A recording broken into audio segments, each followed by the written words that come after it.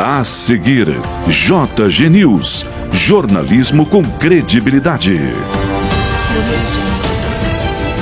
JGTV Eleições 2024, nós vamos trazer uma entrevista nesta reportagem com a doutora Lidiane, que é juíza da primeira vara de São Cepé, mas é a nossa juíza eleitoral para São Cepé e Vila Nova do Sul. O objetivo dessa entrevista, trazer informações ao eleitor, saber como é que anda o processo nesses dois municípios. Doutora Lidiane, obrigado por nos receber e vamos falar um pouquinho então como é que está o processo, né, da eleição em São Cepé e também em Vila Nova do Sul. Boa tarde, Garcia. Sempre disposta a receber. Tá certo. Bom, vamos passar primeiro, né, a questão de como é que está andando o processo, né?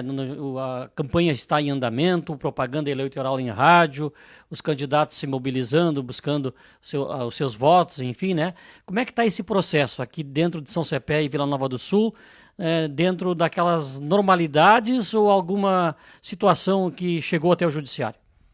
Não, o processo, eu entendo que ele está correndo dentro da normalidade. Claro que sempre, todo o processo eleitoral, especialmente nessa corrida democrática, há denúncias, há processos em que deve ser apurado fatos isolados.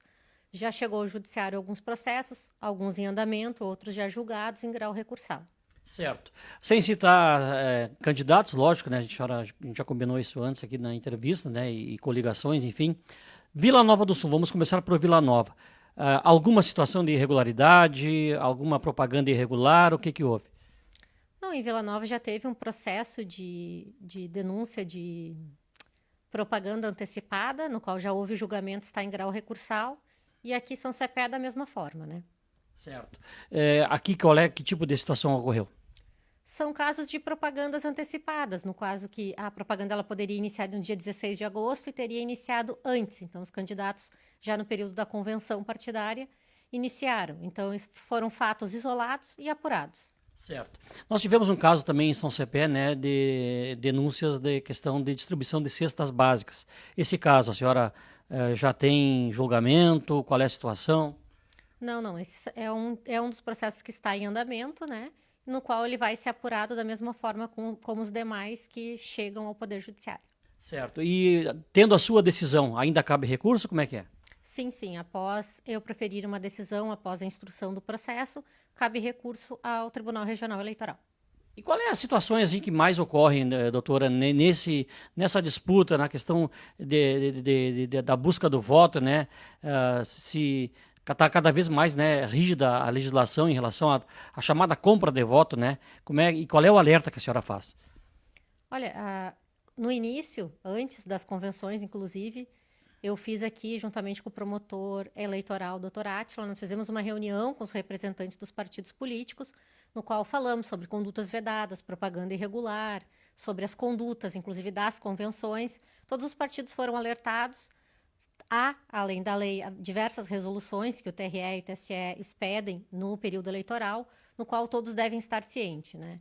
Então, o que mais chega é a questão da propaganda irregular, que os candidatos devem atentar a o que pode, o que não pode. Há um folder explicativo, tanto no site quanto na Justiça Eleitoral, né? As denúncias que mais chegam são a questão das bandeiras, que elas podem estar, desde que elas sejam móveis, não atrapalhem o andamento de automóveis e a mobilidade urbana, período que é das 6 da manhã até as 22 horas da noite, né? Pode haver essa distribuição de materiais também na via pública, né? Então, tudo tem que ser cuidado. O que pode? A propaganda, o adesivo, tem a metragem, tem como é, carro, ruas, casas, né? Tudo está na resolução. Tá certo. Serviço ao eleitor. O que o eleitor tem que levar no dia da votação?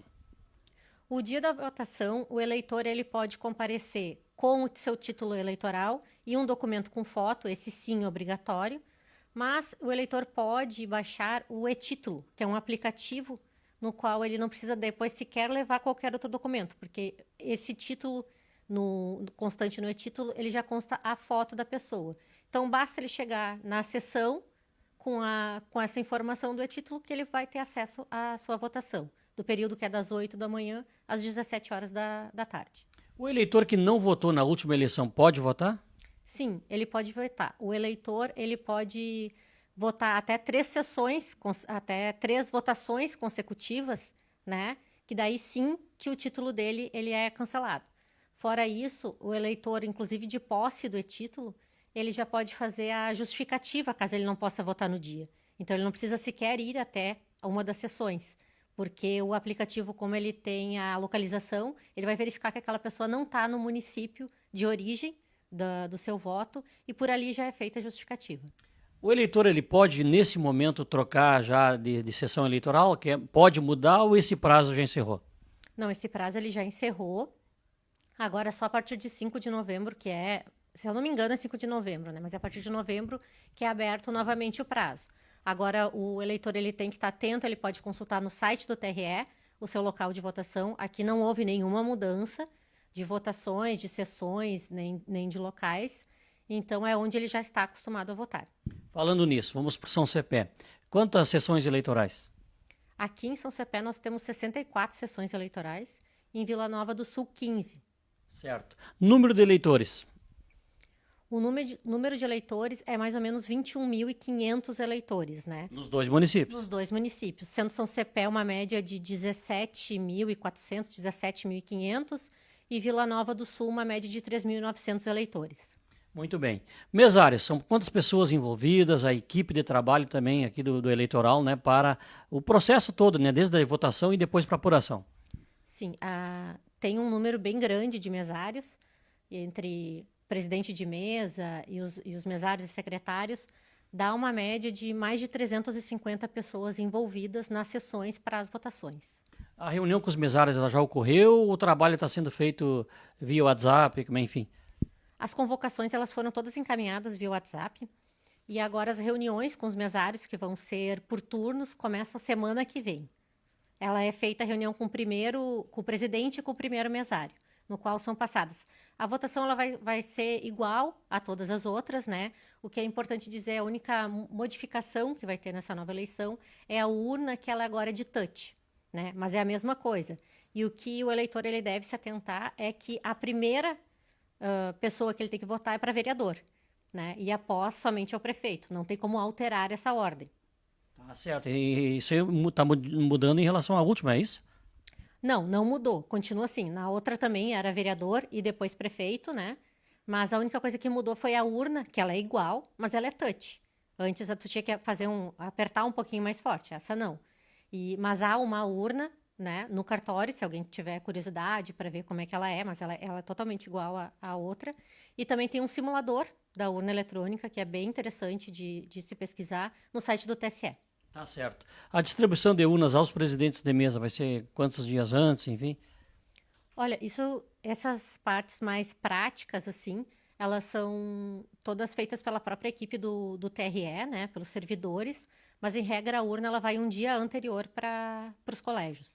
Certo. Preparado também, se tiver algum problema, urnas reservas também? Sim, sim. A semana que vem começa as cargas de mídia, no qual os planos de mídias que são feitos, no qual elas são todas carregadas, apuradas, e sempre há urnas a mais para caso de algum problema. Processo de apuração. A senhora acredita que vai ser rápido? Como é que é? Em São Cepé, até comparado. Claro que a senhora não esteve aqui na última eleição, né? Aqui no município. Sim, mas desde que foi implementada a urna eletrônica, o processo eleitoral ele é concluído de uma forma muito mais rápida e eficaz, né? No qual é feita a computação dos votos pelos pendrives que são retirados de cada urna. Essas urnas é muito importante ressaltar que elas não têm nenhuma ligação com rede ou com internet, então, assim, ela é segura. Nós temos que ter sempre esse combate à desinformação da urna eletrônica, né? E com isso a apuração ela é muito rápida. Eu não participei da última eleição aqui, mas no geral todo o Brasil ela foi muito rápida. Tá bem. Doutora Lidiane, qual é a orientação, o recado final que a senhora deixaria aos eleitores? Olha, que eles tenham muita tranquilidade, pesquisem bem os candidatos, pesquisem os seus planos de governo, né? Que é muito importante fazer essa participação do eleitor, essa participação política na comunidade, né, no qual vai gerir. Importante mencionar que o voto obrigatório é para os maiores de 18 e menores de 70 anos, mas quem tem mais de 16 anos e até 18, que já fez seu título, está convidado a participar das eleições. Certo. E aos candidatos, o que a senhora diria? que eles continuem fazendo as suas campanhas, mas seguindo a regularidade da lei, das resoluções, para que a gente tenha um bom andamento, um bom caminhamento da campanha eleitoral e uma boa finalização ao final. Certo. Aproveitando, doutora, a questão das redes sociais, né, que logicamente até se serve também, os partidos estão sabendo do regramento, do que postar, enfim, de postagens também de notícias que são feitas, enfim, a imprensa está ciente do que tem que publicar, enfim, mas eu falo da campanha da rede social, né, que às vezes um candidato posta alguma coisa e vem ali inúmeras situações, né, de comentários, enfim, né, numa matéria, numa reportagem, ou na própria manifestação do candidato. As pessoas que comentam, ofendem, enfim, estão sujeitas a alguma penalidade dentro da lei? Como é que funciona isso? Sim, tudo tem que ser visto o fato caso a caso, né? Uma coisa é um debate de ideias, um debate de ideologias.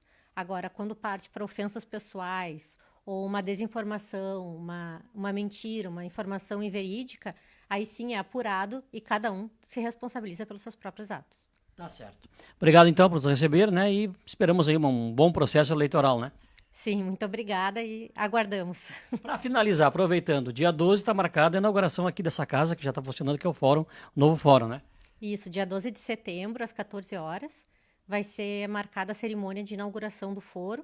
Nós já estamos aqui trabalhando há cerca de um mês e meio, mas a inauguração agora vai vir com toda a comitiva da presidência do Tribunal de Justiça. Obrigado, então. Lidiane Machado, doutora juíza eleitoral de São Cepé, conversou conosco, JGTV Eleições 2024.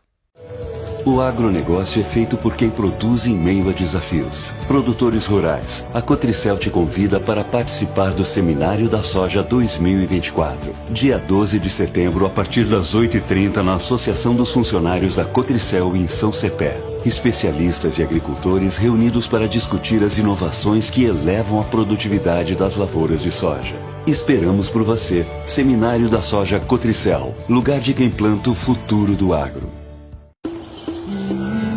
Sabe o que a gente descobriu no Sicredi? Que existe um jeito mais humano de cuidar da nossa vida financeira. O atendimento do Sicredi é como você nunca viu. Seja no digital ou em uma das milhares de agências espalhadas por todo o Brasil. Isso porque o Sicredi trata todo mundo igual. Você vem, participa e cresce junto com a gente. Demais, né? Então vem pro Sicredi, onde o dinheiro rende um mundo melhor.